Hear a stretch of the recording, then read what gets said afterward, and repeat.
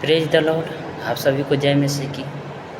तो मैं आप लोग के बीच में एक संदेश लेकर आया हूँ। तो मैं आप लोग के बीच में ये प्रचार करना चाहता हूँ। आज हम देखेंगे कि ईगो का मतलब होता है अहंकार करना, पाप करना, ईर्ष्या करना, क्रोध करना तथा जितने भी प्रकार का जो पाप होता है वो ईगो का ही अंतर्गत आता है।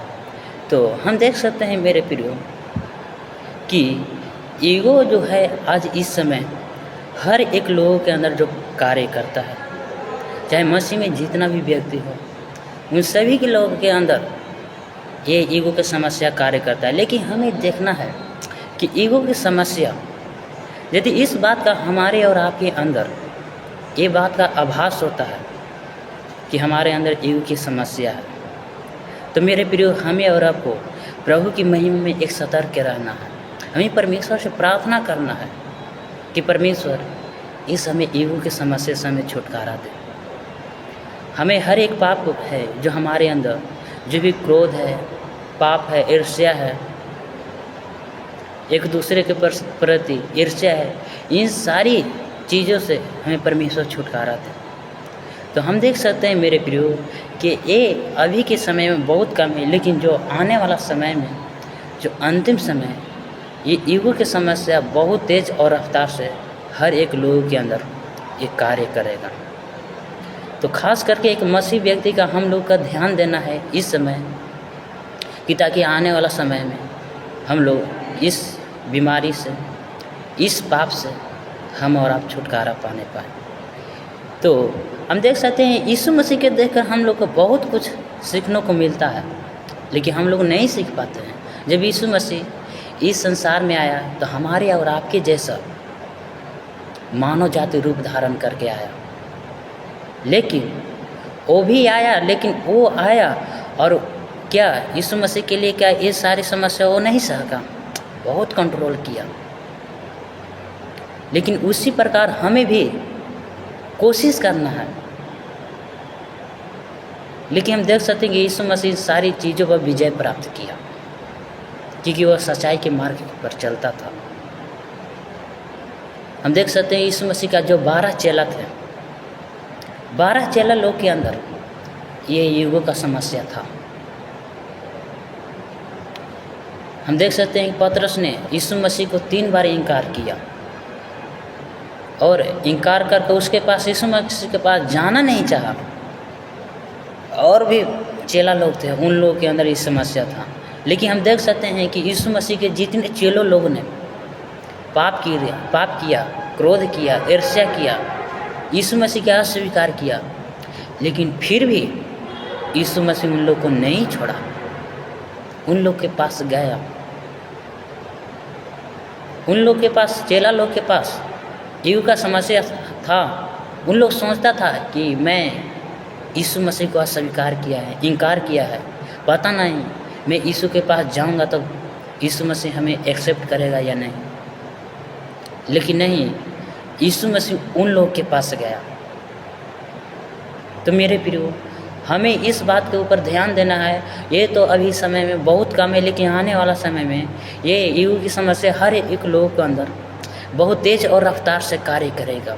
इसीलिए हम लोग को हर समय, हर वक्त में परमेश्वर के वचनों में, प्रार्थना में निरंतर बने रहना है कि ताकि इस परीक्षा में हम और आप न पढ़ने पाए।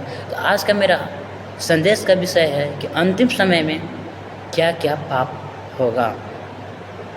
तो मेरा मुख्य वचन पढ़ने के लिए निकालेंगे 2 तीमुथियुस 3:2 हम पढ़ेंगे। तो देखते हैं मेरे प्रियो, क्योंकि मनुष्य स्वार्थी, लोभी, डिंगमार, अभिमानी, निंदक, माता पिता की आज्ञा टालने वाले, कृतघ्न, अपवित्र। तो और भी जो अंतिम समय में पाप होगा, लेकिन मैं मुख्य बात ये 7 बातों को मैं बताना चाहता हूँ। मेरे पास उतना टाइम नहीं है, लेकिन 2 बातों को मैं वर्णन करूँगा। तो यह 2 तीमुथियुस प्रेरित पौलुस ने लिखा है, यह 67 AD में लिखी गई है। तो हम देख सकते हैं कि आज मैं आप लोगों के बीच में पहला पॉइंट वर्णन करूँगा पहला पॉइंट है उस समय लोग यानी अंतिम समय में लोग केवल अपने आप से ज़्यादा प्रेम करेंगे। मेरे प्रियो, उस समय ऐसा होगा जो लोग केवल आप केवल ध्यान देगा, दूसरे के ऊपर लोग कोई भी ध्यान नहीं देगा, केवल अपने ही आप को वो बड़ा बनाएगा, अपने ही आप को वो केवल बड़ा बनाएगा, अपने आप को सोचेगा केवल मैं हूँ, अगला आदमी ना रहे, केवल परमेश्वर का महिमा मैं ही करूँ, अगला आदमी ना करे। तो केवल उस समय इस प्रकार सोचेगा, केवल मैं ही बैठूँ, अगला आदमी ना बढ़े, केवल मैं बैठूँ, अगला आदमी घटे, इस प्रकार सोचेगा। तो मेरे प्रियो, हमें सबसे पहले इस बात का ध्यान देना है कि पौलुस ये बात को कहता है कि अंत के समय में केवल लोग अपने ही आप पर ध्यान देगा। तो आज हम देख सकते हैं कि उस समय बहुत से लोग होंगे जो जिसका सेवकाई केवल यूट्यूब चैनल पर चलेगा, केवल अपने आप को बड़ा बनाने के लिए, अपने आप को पहचान बनाने के लिए लोग यूट्यूब चैनल खोलेगा, यूट्यूब चैनल पर सेवकाई करेगा, इंस्टाग्राम पर, सोशल मीडिया पर, फेसबुक पर, तथा केवल अपनी ही पहचान बनाने के लिए वो प्रभु का सेवकाई करेगा और अपने ही आप को वो केवल बड़ा बनाएगा। इस समय अंत के समय में लोग करेगा, मतलब उस समय ऐसा लोग करेगा कि केवल मैं ही बढ़ूँ, कोई अगला आदमी ना बढ़े, केवल मेरा ही महिमा होए, प्रभु की महिमा ना होए। उस समय लोग प्रभु की महिमा तो करेंगे, प्रभु की भक्ति तो करेंगे, लेकिन उन लोग का सेवकाई में परमेश्वर की महिमा नहीं दिखाई देगा। परमेश्वर की भक्ति तो करेंगे, लेकिन परमेश्वर का शक्ति नहीं दिखाई देगा मेरे प्रियो। तो खास करके हमें और आपको इस समय ध्यान देना है कि कौन पास्टर का मिनिस्ट्री में परमेश्वर की महिमा दिखाई दे रहा है। अगर मेरे प्रियो जो केवल मिनिस्ट्री में, चर्च में केवल पास्टर ही पास्टर दिखाई दे रहा है, पास्टर की केवल महिमा दिखाई दे रहा है और उसमें परमेश्वर की महिमा ना दिखाई दे रहा है, तो हमें और आपको मेरे प्रियो उस चर्च से निकल कर भागना है। क्योंकि आने वाला समय में यदि उस चर्च के अंदर हम रहते हैं तो हमारा और आपका बहुत प्रॉब्लम होगा, बहुत दिक्कत होगा। तो मेरे प्रियो इस बात के ऊपर हमें और आपको ध्यान देना है। उस समय इस प्रकार लोग कर लेगा, केवल एक कॉमन सेंस की बात है।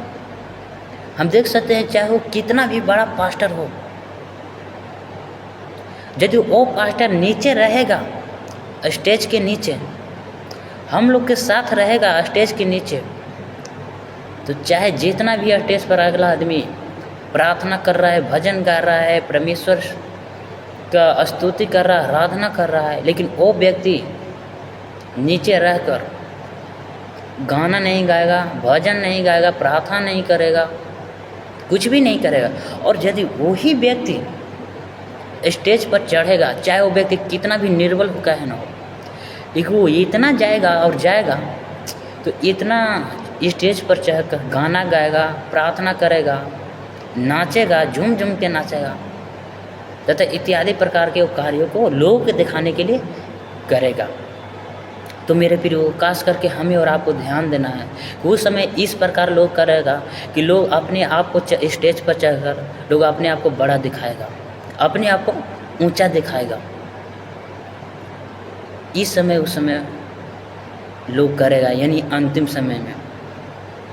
तो मेरे प्रियो हमें और आपको सबसे पहले ध्यान देना है। मैं एक एग्जांपल देना चाहता हूँ वैसे व्यक्ति लोग कि एक यूहन्ना बपतिस्मा देने वाला, जब मत्ती और मलाकी के बीच में 400 साल का जो गैप था, उसमें जब यूहन्ना ने जब पहाड़ी उपदेश देने लगा तो बहुत से लोग यूहन्ना के पास आए। पहाड़ी उपदेश सुन करके लोग पूछा तुम कौन हो? यूहन्ना ने कहा मैं कुछ भी नहीं हूँ, जो मेरे बाद आने वाला है वह मुझसे बहुत शक्तिशाली है, उसका मैं जूती के बंधन खोलने का योग्य नहीं हूँ। हम देख सकते हैं मेरे प्रियो वो यूहन्ना उस समय वो अपने आप को बहुत छोटा और नम्र दिखाया। उस समय यूहन्ना अपने आप को वहाँ पर बड़ा दिखा सकता था, अपने आप को वो स्मार्ट बन सकता था, लेकिन नहीं, वो इस प्रकार से नहीं बताया। उस समय केवल प्राथमिकता दिया तो किसका दिया? यीशु मसीह को दिया। तो उसी प्रकार मेरे प्रियो हम और आपको करना है। हमें केवल अपने आप को पहचान नहीं बनाना है, अपने आप को ऊंचा नहीं दिखाना है। हमें केवल परमेश्वर का महिमा करना है, एक नम्रता के साथ, एक अधीनता के साथ। लेकिन अंतिम समय में लोग इस प्रकार से नहीं सोचेगा, केवल अपने आप को ही बड़ा दिखाएगा। तो ईगो का समस्या इस प्रकार लोगों से करवाता है।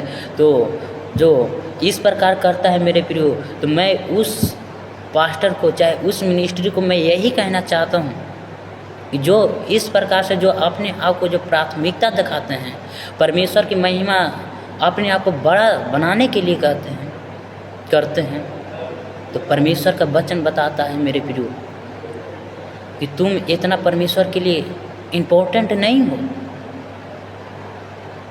कोई तुम परमेश्वर के इतना खास व्यक्ति नहीं हो। अगर अगला व्यक्ति आपको इतना खास व्यक्ति समझ रहा है, इम्पोर्टेंट समझ रहा है, तो ये मत समझिए कि हमको वो व्यक्ति के लिए हम एक खास व्यक्ति है, बल्कि वो समझ रहा है वो परमेश्वर की काबिलियत को आपको आगे दिखा रहा है।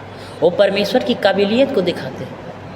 हम देख सकते हैं जब यीशु मसीह 100 भेड़ में से 99 भेड़ को छोड़कर एक भेड़ के पीछे गया, तो क्या यीशु मसीह इस बात को कहा वो एक भेड़ है वो हमारे लिए एक बहुत बहुमूल्य है? क्या इस बात को कहा? नहीं मेरे प्रियो, केवल ये बात परमेश्वर के कैरेक्टर को दिखाता है। 99 भेड़ को छोड़कर एक भेड़ के पीछे जाना ये परमेश्वर के कैरेक्टर को दर्शाता है। तो क्या मेरे प्रियो, मैं इस बात को कहकर यह साबित करना चाहता हूँ कि यदि वो व्यक्ति, एक व्यक्ति यदि परमेश्वर के सुसमाचार को नहीं फैलाएगा, लोगों के बीच में प्रचार नहीं करेगा, तो क्या परमेश्वर का सुसमाचार हर क्षेत्र में नहीं का फैलेगा? क्या लोगों के बीच में परमेश्वर का सुसमाचार नहीं पहुंचेगा? क्या मेरे प्रियो, यदि हमें और आपको परमेश्वर इस्तेमाल कर रहा है, तो हमें ध्यान देना है कि हमें इस प्रकार से एक अपने आप को केवल बड़ा नहीं दिखाना है, अपने आप को केवल प्राथमिकता नहीं देना है। तो मेरे प्रियो, इस प्रकार से हम लोग के जीवन से ना होने पाए, क्योंकि अंतिम समय में इस प्रकार से बहुत से लोग होगा जो केवल अपने ही आप को प्राथमिकता देगा और अपने ही आप को केवल बड़ा दिखाएगा और स्मार्ट बनने के लिए परमेश्वर की महिमा को करेगा। लेकिन आने वाला समय में उसको लिए बहुत एक दुख का समय होगा, बहुत एक कष्ट का समय होगा। तो मैंने इस बात को आपको बीच में वर्णन किया। वो स्वार्थी होंगे, अंतिम समय में केवल अपने ही आपको प्राथमिकता देंगे। तो मेरा आज का दूसरा पॉइंट है उस समय लोग, बहुत से लोग जो पैसे के ऊपर प्राथमिकता देंगे, पैसों से ज़्यादा उन लोग प्रेम करेंगे। तो मैं मेरे प्रियो, हम देख सकता हूँ दूसरा क्या है, लोभ ही, यानी पैसों से ज़्यादा वे लोग प्रेम करेंगे, पैसों को ज़्यादा प्राथमिकता देंगे। तो उस समय इस प्रकार लोग करेगा जो टाइट के बारे में, ऑफरिंग के बारे में लोग 2 घंटा, 4 घंटा, 10 घंटा, 12 घंटा केवल इसी के ऊपर वो प्रचार करेगा।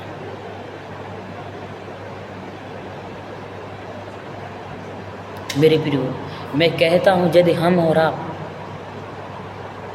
केवल उस समय इसी प्रकार दान, दशमांश, रुपया, पैसा, इन सारी बातों के ऊपर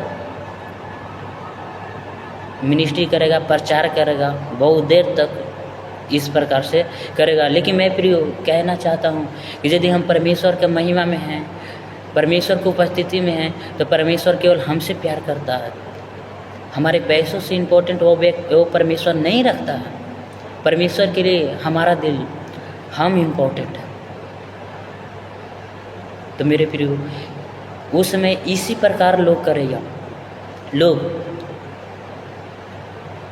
इस प्रकार से ज़्यादा प्रचार करेगा, प्राथमिकताएं देगा, पैसा के ऊपर ज़्यादा लोग फोकस मारेगा। यदि हम देख सकते हैं कि यदि हमारा और आपका यदि एक पैसा के पीछे ज़्यादा एक ध्यान है, ज़्यादा एक पैसा के ऊपर लोभी है, तो हमारा सारा कॉन्सेप्ट एक पैसा के पीछे हो जाएगा। और यदि हमारा माइंड का सारा कॉन्सेप्ट पैसा के पीछे हो जाएगा, तो मेरे प्रिय मैं कहता हूँ कि यदि हमें जीवन में या आपके जीवन में यदि नौकरी है, चाहे बिजनेस कर रहे हैं, चाहे व्यापारी कर रहे हैं, चाहे जो भी कार्य कर रहे हैं, और यदि हमारा कॉन्सेप्ट एक पैसों के पीछे है, तो मेरे प्रियो मेरा ये मन करेगा कि यदि मैं नौकरी कर रहा हूँ तो थोड़ा अगला आदमी से घूस लेने का मन करेगा, टैक्स लेने का मन करेगा। यदि हमारा कॉन्सेप्ट पैसों के ऊपर है, यदि हम बिजनेस कर रहे हैं तो हमारा मन अगला आदमी से ठगने का मन करेगा। यदि हम व्यापारी कर रहे हैं तो अगला आदमी का लूटने का मेरा मन करेगा, क्योंकि रुपया पैसा हमारे जीवन से इस प्रकार करवाएगा। लेकिन वचन बताता है, पहला तीमुथियुस 6:10 में बताता है कि सब प्रकार का बुराई का जड़ और रुपया ही होता है। तो मेरे प्रियो, हमें और आपको खास करके ध्यान देना है कि हमारा सारा कॉन्सेप्ट एक पैसों के पीछे नहीं बल्कि एक परमेश्वर का पीछे होना चाहिए। जिस दिन मेरे प्रियो हम और आप परमेश्वर के पीछे भागे लगेंगे, तो परमेश्वर हमें और आपको एक बेहतरीन तरीक़ा से इस दुनिया में बहुत आगे बढ़ाएगा। हमारा नौकरी में, बिजनेस में, व्यापारी में इत्यादि कार्यों में हमें बहुत आगे और तेज़ रफ्तार में भगाएगा, यदि हम परमेश्वर के पीछे हम भागेंगे तो। कितने लोग को मैं देखता हूँ जब चर्च में जाते हैं तो वो अपने पैसों के लिए, रुपये के लिए एक चर्च को छोड़कर दूसरे चर्चों में जाते हैं। मेरे प्रियो, ये बहुत गलत बात है। हमारा कॉन्सेप्ट यदि हम परमेश्वर की महिमा में हैं तो हमारा कॉन्सेप्ट माइंड का पैसों के ऊपर नहीं बल्कि एक परमेश्वर के ऊपर होना चाहिए। तो मेरे प्रियो, ये अंतिम समय में इस प्रकार से लोग किया करेंगे। तो मैंने आज बताया 2 पॉइंट में आप लोग के बीच में विवरण किया है। पहला किया है, मनुष्य स्वार्थी होंगे। दूसरा, उस समय लोग बहुत लोभी होंगे, पैसों से ज़्यादा प्रेम करेंगे। तो आज मैंने सीखा कि अंतिम समय में क्या क्या पापे होगा। तो मैं जो इस बात को वर्णन किया तो यही होगा मेरे प्रियो। तो खास करके हमें इस अंतिम समय में हमें और आपको एक संभल कर रहना है, क्योंकि परमेश्वर की महिमा में मेरे प्रियो, यदि हमें और आपको परमेश्वर इस संसार से अलग किया है तो एक संसार के परंपराओं के अनुसार न बल्कि एक परमेश्वर के अनुसार हमें चलना है। परमेश्वर के परंपरा के अनुसार हमें जीवन में चलना है मेरे प्रियो। हमें खास करके इस समय हमें और आपको ध्यान देना है, क्योंकि शैतान हम लोग को भरमाएगा। तो हमें शैतान से एक बच कर रहना है। हमें परमेश्वर के निरंतर वचनों में बने रहना है, परमेश्वर के प्रार्थनाओं में हमें जुड़े रहना है।